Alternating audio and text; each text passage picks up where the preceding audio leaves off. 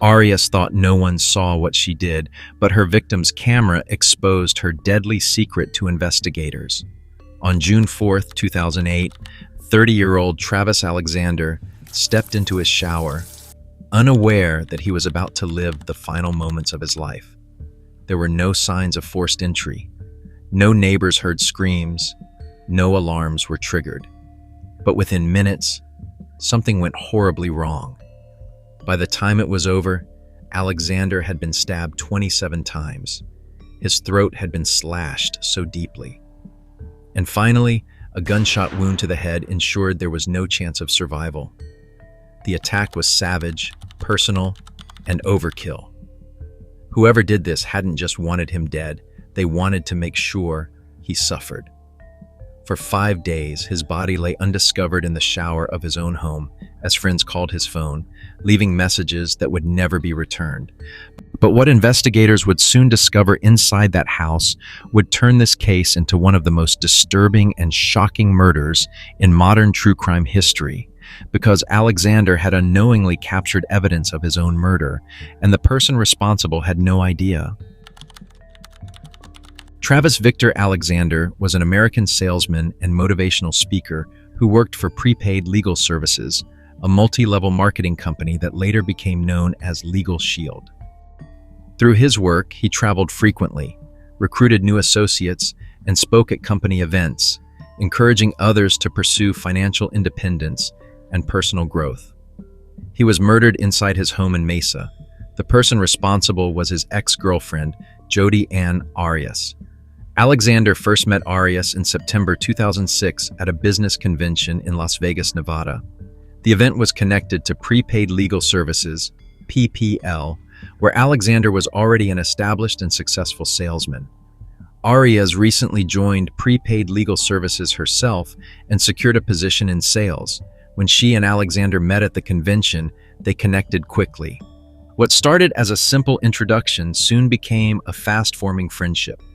Less than a week after meeting Alexander, Arias ended her long-term relationship with her boyfriend. This marked a major shift in her personal life and signaled how quickly her connection with Alexander had intensified. In November 2006, just 2 months after they met, Arias made another significant decision. Alexander was a devoted member of the Church of Jesus Christ of Latter-day Saints, and during this period, Arias chose to convert to the same faith. She was baptized into the church in a formal ceremony in Southern California. This moment reflected how deeply intertwined their lives had already become in a short span of time, not just emotionally, but spiritually as well. By February 2007, their relationship had become romantic, and they officially began dating. As their relationship progressed, Arias moved to Mesa, Arizona, to live closer to Alexander. This move represented a major personal commitment as she relocated her life to be near him. However, the relationship soon became unstable. Just a few months later, in June 2007, Alexander and Arias broke up. Despite ending the relationship, they did not completely separate. Instead, they maintained a physical relationship and continued communicating regularly. Their connection became inconsistent, no longer officially together, but not fully apart either. After the breakup, Arias moved away from Mesa to Yreka, California, where she lived with her grandparents. Meanwhile, Alexander began dating other women and attempted to move forward with his life. During this period, Alexander confided in friends that he believed Arias was stalking him. He reportedly told them that she continued contacting him frequently and remained closely attached to his life even after their breakup. Despite these concerns, the two never fully cut off communication. Instead, their relationship continued in a fragmented and complicated form, part friendship, part lingering romantic attachment. Friends who knew both Alexander and Arias and had observed their interactions developed negative impressions of her. They described the relationship as unusually turbulent, marked by cycles of emotional closeness followed by intense arguments and separation. They recalled passionate reconciliations as well as serious conflicts. Some of Alexander's friends specifically noted that Arias's behavior made them uneasy. They viewed the relationship as unstable and believed the emotional dynamic between them was unhealthy. Their concerns reflected the unpredictable nature of the connection, one that remained emotionally charged long after the official relationship had ended. On June 4th, 2008, Travis Victor Alexander was murdered inside his home. At the time of the attack, he was in his bathroom taking a shower. Alexander suffered 27 stab wounds, a deep slash across his throat, and a gunshot wound to his face. The injuries were extensive and ultimately fatal. That same evening, Alexander was scheduled to participate in a work-related conference call through prepaid legal services, but he never joined. This was unusual, as he was known to be responsible and committed to his work. In the days that followed, his friends were unable to reach him. Their calls went unanswered, and they did not hear from him at all, which immediately raised concern. 5 days later, on June 9th, 2008, several of Alexander's close friends went to his house to check on him. They were worried because his absence and silence were completely out of character. When they arrived, they entered the home and eventually found a key that gave them access to his bedroom. Inside, they noticed something deeply alarming. There were pools of blood on the floor and a visible trail of blood. Following the trail, they entered the bathroom and discovered Alexander's body in the shower. Emergency services were immediately contacted.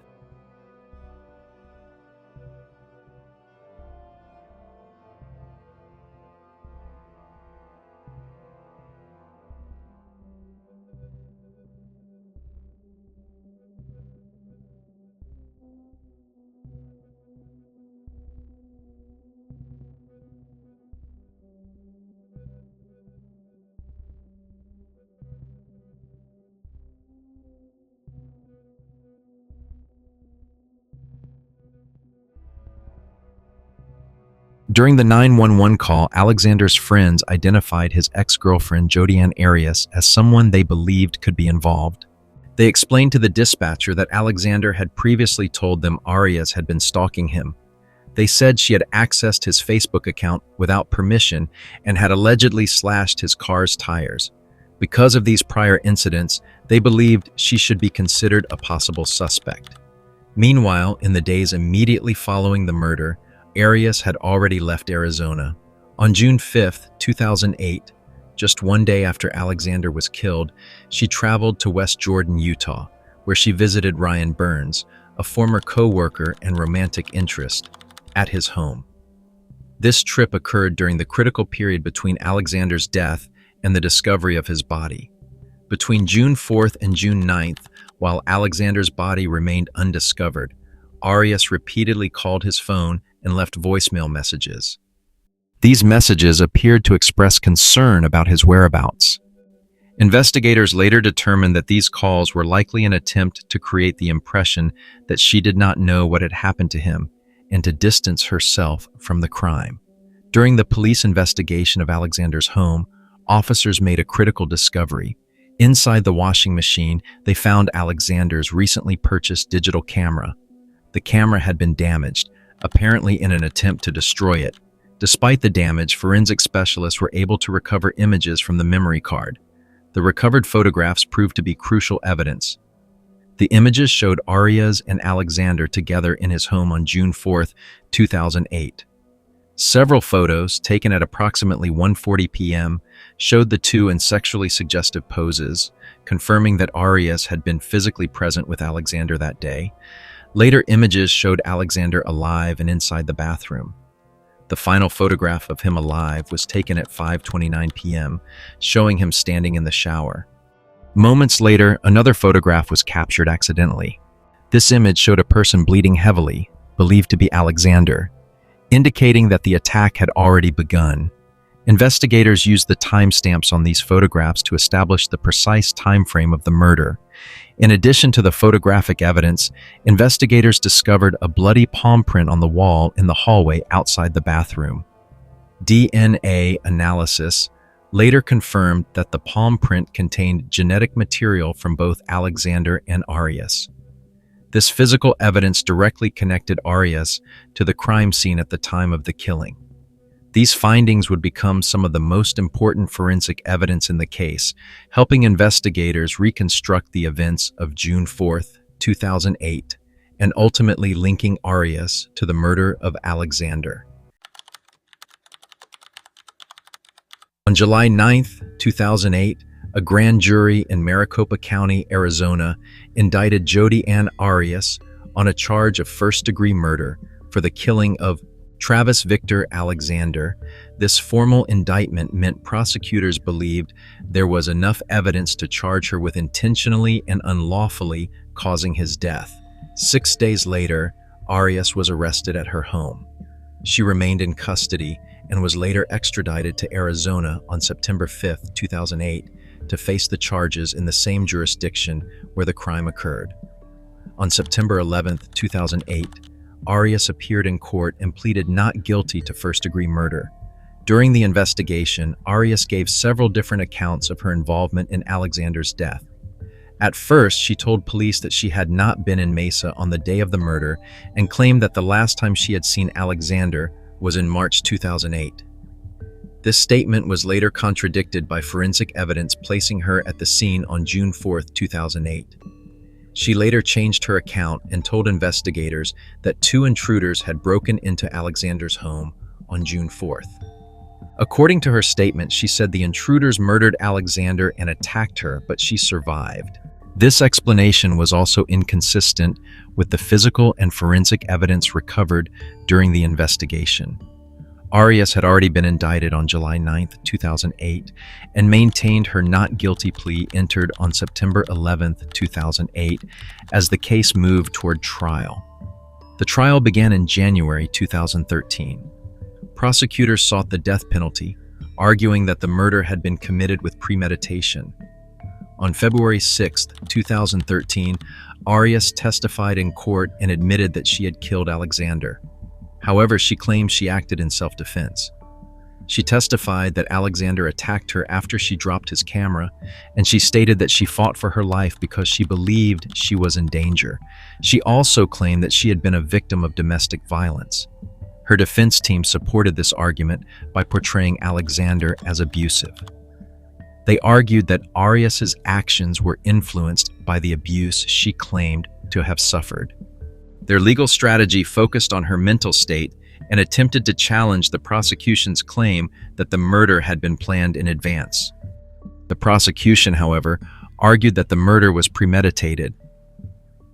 They alleged that Arias had staged a robbery at her grandparents' residence, where she had been living, in order to obtain a handgun. A police detective testified that the missing handgun was a .25 caliber weapon, the same caliber used to shoot Alexander. Prosecutors also stated that Arias had purchased gasoline in advance and used gas cans during her trip. They argued this was done to avoid leaving evidence of her travel and to conceal her presence in Arizona at the time of the murder. The trial was broadcast live, and the courtroom was frequently filled with observers. The case received extensive media coverage, with many news outlets providing regular updates and analysis. On May 8, 2013, the jury reached its verdict. Jodi Arias was found guilty of first-degree murder. However, jurors did not reach a unanimous decision regarding the death penalty.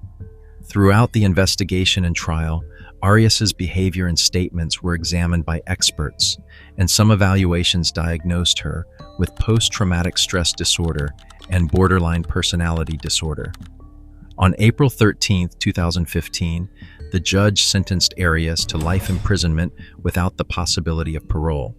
As of 2026, Arias remains incarcerated under the custody of the Arizona Department of Corrections at the Arizona State Prison Complex, Perryville.